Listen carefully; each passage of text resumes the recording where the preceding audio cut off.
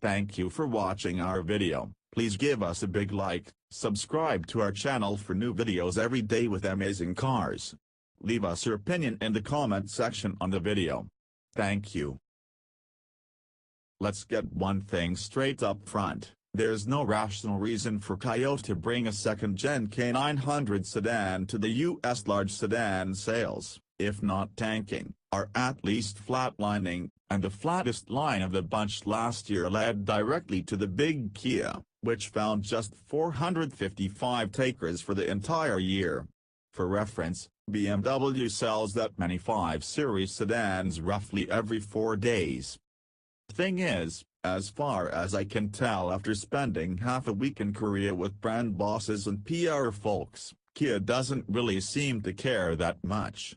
The car does quite well in its home country, and if we Yanks can't quite wrap our heads around a Kia luxury sedan, so be it. The K900 sits in our showrooms to demonstrate the opulence Kia is capable of, hopefully casting a gilded tint upon the Rios, Optimus and Sorrentos most buyers are coming to see anyway.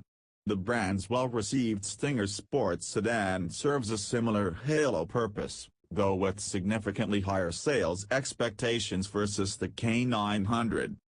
Size-wise, the K900 is something of a tweener. It's a little longer than a BMW 5 Series/Audi A6 but smaller than a 7 Series/A8. The Mercedes S-Class is close in dimensions, as is Hyundai's Genesis G80/G90. Not surprising since the latter shares its basic architecture with the big Kia. It's a good base upon which to build. Genesis sedans have impressed editors at Auto Week and beyond with their refinement, roominess and ease of use.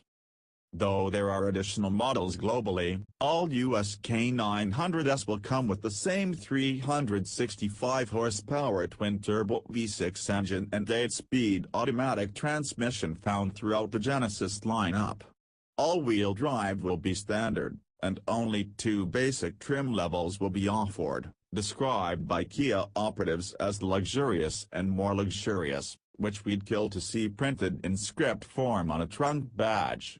Since U.S. sales aren't expected to start until late fall 2018, numerous details are yet to be decided, including exact vehicle content and, of course, price. Mid-$50K to low $60K would be a safe range to expect, however.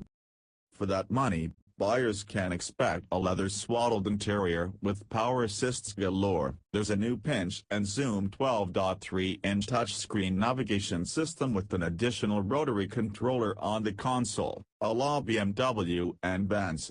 Rear seat passengers have ample legroom, though the K900 doesn't feel as big in back as a long-wheelbase Audi or Cadillac CT6. It's helped by what we assume will be an optional executive reclining rear seating setup with comprehensive controls in a fold-down center armrest. Kia is also making a big deal of its new ambient lighting system. 64 colors are available, but 7 unique hues have been designed in conjunction with Pantone, the color experts familiar to every graphic artist and publisher on Earth. Selected colors appear throughout the cabin, but the effect is subtle. Kia wanted the ambient lighting to be just that ambient so it's more an understated wash of color across the interior surfaces. One final feature found on none of the competition, save Genesis, is Kia's 100K mile/10-year powertrain warranty. For the luxury car customer who leases a new sedan every 2 or 3 years, it's a moot point. But the budget-conscious luxury buyer Kia seeks may be more interested in long-term ownership, and for them it's a strong selling point. If you've ever been to Korea, you also know why Kia and Hyundai can offer it. Cars in Seoul in particular suffer binary, full throttle/full brake operation in horrendous traffic. If they can survive there, even the harshest American drivers shouldn't be a problem. The execution. Previous K900s felt about 4/5 finished. The luxury was there, but dynamics were wanting and vague steering made even straight-line driving an odd, floaty affair. These issues have all been resolved on the 2019 K900, and the new model is a legitimate fully baked large luxury sedan at an entry luxury price. From the driver's seat, the big Kia is space capsule silent. The 3.3-liter turbo engine delivers gobs of torque, but the sound deadening makes it clear the K900 isn't intended to be a sports sedan. There's nothing more than a faint mechanical hum in the distance as you're pushed back in the seat.